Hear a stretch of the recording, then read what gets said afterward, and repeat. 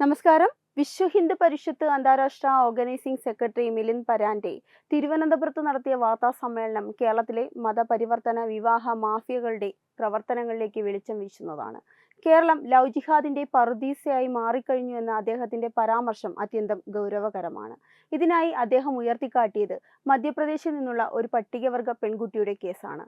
പ്രായപൂർത്തിയാകാത്ത ഒരു പെൺകുട്ടിയെ ഉത്തർപ്രദേശ് സ്വദേശിയായ യുവാവ് തട്ടിക്കൊണ്ടുവന്ന് കേരളത്തിൽ വെച്ച് വിവാഹം കഴിപ്പിച്ചത് വെറുമൊരു പ്രണയ വിവാഹമല്ല, ആസൂത്രിതമായ ഒരു ഗൂഢാലോചനയുടെ ഫലമാണെന്ന് VHP ആരോപിക്കുന്നു. ഈ സംഭവത്തിൽ ഏറ്റവും ഗൗരവകരമായ സംഗതി വ്യാജരേഖകളുടെ നിർമ്മാണമാണ്. പെൺകുട്ടിയുടെ ജനനത്തീയതി തെളിയിക്കുന്ന ആശുപത്രി രേഖകൾ നിലവിലിരിക്കെ അവയെ അട്ടിമറിച്ചുകൊണ്ട് മധ്യപ്രദേശ് സർക്കാരിൽ നിന്ന് വ്യാജ സത്യവാങ്മൂലം വഴി പുതിയ ജനന സർട്ടിഫിക്കറ്റ് സമ്പാദിച്ചത് വലിയ കുറ്റകൃത്യമാണ്. ദേശീയ പട്ടികവർഗ കമ്മീഷൻ ഇടപെട്ട് ഈ സർട്ടിഫിക്കറ്റ് റദ്ദാക്കിയത് പരാൻഡെയുടെ വാദങ്ങൾക്ക് ഔദ്യോഗികമായ സ്ഥിരീകരണം നൽകുന്നു. എന്നാൽ ഇത്തരം വ്യാജരേഖകൾ ഉപയോഗിച്ച് കേരളത്തിലെ ഒരു ക്ഷേത്രത്തിൽ വെച്ച് വിവാഹം നടത്താൻ സാധിച്ചു എന്നത് സംസ്ഥാനത്തെ നിയമവാഴ്ചയുടെ പരാജയത്തെയാണ് സൂചിപ്പിക്കുന്നത്. നിയമവിരുദ്ധമായി നടന്ന ഈ വിവാഹത്തിന് രാഷ്ട്രീയ സംരക്ഷണം ലഭിച്ചിട്ടുണ്ട് എന്നും പോലീസും ഭരണകൂടവും കുറ്റവാളികളെ സഹായിക്കുന്ന നിലപാടാണ് സ്വീകരിക്കുന്നതെന്നും അദ്ദേഹം കുറ്റപ്പെടുത്തി. ഈ സാഹചര്യത്തിലാണ് പോക്സോ നിയമപ്രകാരം കേസെടുക്കണമെന്ന ആവശ്യമായി VHP കേന്ദ്ര സർക്കാരിനെ സമീപിക്കുന്നത്. ഇത് കേരളത്തിന്റെ ഭരണകൂടത്തിന് വലിയ തിരിച്ചടിയായി മാറും. കേരളത്തിലെ സാംസ്കാരിക പൈതൃകത്തെയും മതവിശ്വാസത്തെയും അവഹേളിക്കുന്ന രീതിയിലുള്ള പ്രവണതകൾ അടുത്ത കാലത്തായി വർദ്ധിച്ചു വരുന്നത് വലിയ ജനരോഷത്തിന് കാരണമായിട്ടുണ്ട്.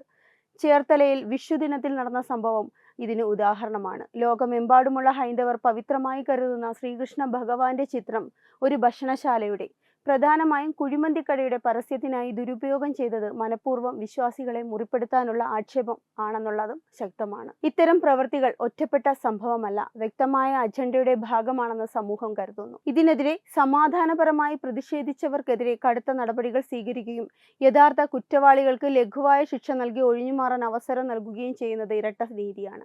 സംസ്ഥാന സർക്കാർ സ്വീകരിക്കുന്ന ഈ വിവേചനപരമായ നയം വലിയൊരു വിഭാഗം ജനങ്ങളിൽ അരക്ഷിതാവസ്ഥ സൃഷ്ടിച്ചിട്ടുമുണ്ട്.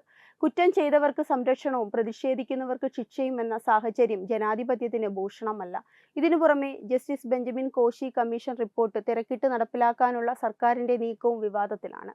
ഇത് പരോക്ഷമായി മതപരിവർത്തനത്തെ പ്രോത്സാഹിപ്പിക്കാനുള്ള വഴിയാണെന്ന് VHP സംസ്ഥാന ജനറൽ സെക്രട്ടറി അഡ്വക്കേറ്റ് അനിൽ വിളയിൽ ആരോപിക്കുന്നത് ഗൗരവകരമായി കാണേണ്ടതുണ്ട്. ഒരു പ്രത്യേക വിഭാഗത്തിന്റെ വോട്ട് ബാങ്ക് ലക്ഷ്യം വെച്ച് സർക്കാർ സ്വീകരിക്കുന്ന ഇത്തരം നടപടികൾ കേരളത്തിന്റെ സാമൂഹിക ഐക്യത്തെ തകർക്കുമെന്ന കാര്യത്തിൽ തർക്കമില്ല. ഇത്തരം സങ്കീർണമായ സാഹചര്യത്തിലൂടെയാണ് കേരളം ഇപ്പോൾ കടന്നു പോകുന്നത്. കേരളം എന്ന ദൈവത്തിന്റെ സ്വന്തം നാടിന്ന് അപകടകരമായ ഒരു വഴിത്തിരിവിലാണ്. പുരോഗമനപരമായ ചിന്താഗതികൾക്ക് പേരുകേട്ട ഒരു സംസ്ഥാനത്ത് ഇത്രയും അധികം നിയമവിരുദ്ധമായ പ്രവർത്തനങ്ങളും മതപരമായ സംഘർഷങ്ങളും റിപ്പോർട്ട് ചെയ്യപ്പെടുന്നത് ആശങ്കാജനകവുമാണ്. നിയമത്തിന്റെ കണ്ണിൽ എല്ലാവരും തുല്യരായിരിക്കണം എന്നതാണ് ജനാധിപത്യത്തിന്റെ അന്തസത്ത. എന്നാൽ രാഷ്ട്രീയ താൽപര്യങ്ങൾക്കായി നിയമം വളച്ചൊടിക്കുമ്പോൾ സാധാരണക്കാരന്റെ നീതി നിഷേധിക്കപ്പെടുന്നു. പ്രായപൂർത്തിയാകാത്ത പെൺകുട്ടികളുടെ സംരക്ഷണം ഉറപ്പാക്കാൻ കർശനമായ പോക്സോ നിയമങ്ങളുള്ള നാട്ടിൽ വ്യാജരേഖ ചമച്ച് വിവാഹം നടത്താൻ സാധിക്കുന്നു എന്നത് ഗൗരവകരമായ സുരക്ഷാ വീഴ്ചയാണ്. ഇതിനു പിന്നിൽ പ്രവർത്തിക്കുന്ന ഗൂഢാലോചനകൾ പുറത്തു കൊണ്ടുവന്നില്ലെങ്കിൽ ഇത്തരം സംഭവങ്ങൾ ആവർത്തിക്കപ്പെടും. വിശ്വാസങ്ങളെ ഹനിക്കുന്ന തരത്തിലുള്ള നീക്കങ്ങളെ സർക്കാർ ഗൗരവമായി കാണണം. ആവിഷ്കാര സ്വാതന്ത്ര്യം എന്ന പേരിൽ മതചിഹ്നങ്ങളെ അപമാനിക്കുന്നത് അംഗീകരിക്കാനാവില്ല. ഇത്തരം പ്രവർത്തികൾ സമൂഹത്തിൽ അശാന്തി പടർത്താൻ മാത്രമേ ഉപകരിക്കൂ.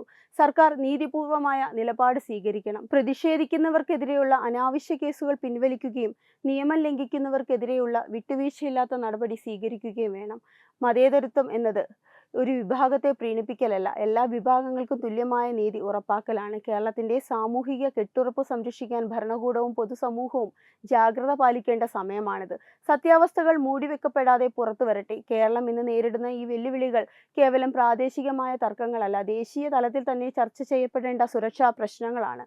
നിയമവാഴ്ചയും സാമൂഹിക നീതിയും ഉറപ്പാക്കേണ്ട ഉത്തരവാദിത്തം സംസ്ഥാന സർക്കാരിനുണ്ട്. എന്നാൽ നിലവിലെ സാഹചര്യങ്ങൾ പരിശോധിക്കുമ്പോൾ നീതിപീഠങ്ങൾക്കും കേന്ദ്ര ഏജൻസികൾക്കും ഇതിൽ വലിയ പങ്ക് വഹിക്കാനുണ്ടെന്നത് വ്യക്തമാകുന്നു.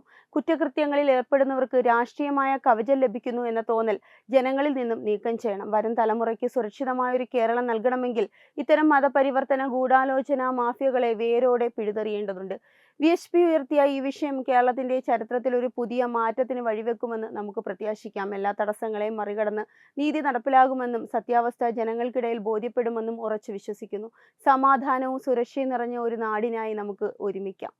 നിയമം അതിന്റെ വഴിക്ക് പോകുമ്പോഴും നീതി വൈകിക്കൂടാ എന്നതാണ് ജനങ്ങളുടെ ആവശ്യം. സത്യാന്വേഷണത്തിന്റെ ഈ പാതയിൽ നാം ഇനിയും ബഹുദൂരം മുന്നോട്ട് പോകേണ്ടതുണ്ട്. വെബ് ഡെസ്ക് തത്വമൈ ന്യൂസ്. വിട്ടുവീഴ്ചയില്ലാത്ത നിലപാടുകളുമായി ദേശീയതയുടെയും സമാജത്തിൻ്റെയും ശാക്തീകരണത്തിനു വേണ്ടി തത്വമയിയുടെ ജൈത്രയാത്ര തുടരുകയാണ്. യൂട്യൂബിൽ മാത്രം തത്വമയിക്ക് 10 ലക്ഷം സബ്സ്ക്രൈബേഴ്സിലേക്ക് എത്താൻ ഏതാനും ചുവടുകൾ മാത്രമാണ് ബാക്കി. മറ്റ് സോഷ്യൽ മീഡിയ പ്ലാറ്റ്ഫോമുകളിലും തത്വമയിയുടെ നിറസാന്നിധ്യം തുടരുകയാണ്. ഈ അവസരത്തിൽ ഞങ്ങൾക്ക് നിങ്ങളോടുള്ള അഭ്യർത്ഥന ഞങ്ങളോടൊപ്പം നിൽക്കുക എന്നുള്ളതാണ്.